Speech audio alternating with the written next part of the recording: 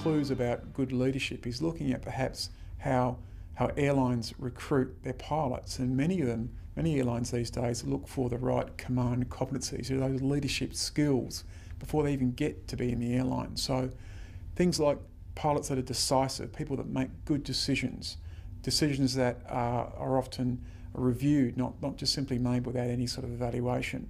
Good communication skills, tailoring the message to suit your audience, good systems knowledge, hungry for that sort of added knowledge as part of your professionalism.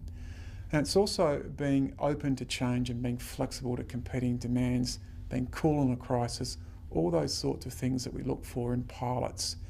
But the organisation doesn't stop there. Once they've got the pilots, they reinforce those skills. So it's about reinforcing that through your recurrent training, through your checking and training process, through your assessment and monitoring programs, and then looking for those competencies as role model behaviour and reinforcing that through putting that out in your educational material as well.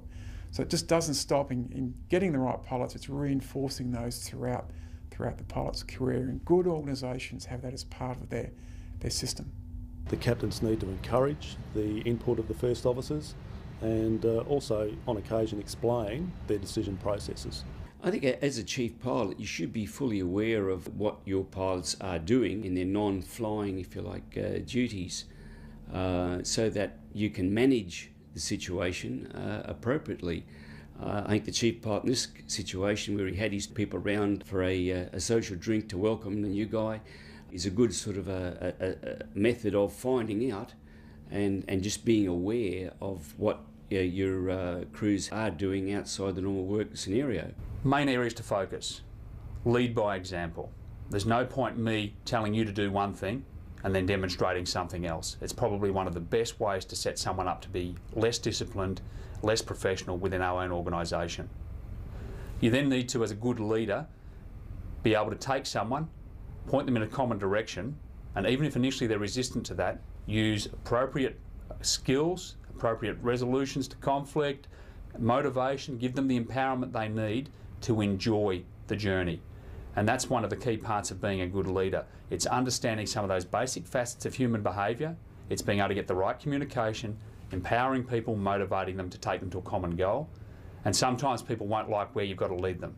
But at times, that's why you're considered a good leader. In aviation in general, there has to be a culture of safety.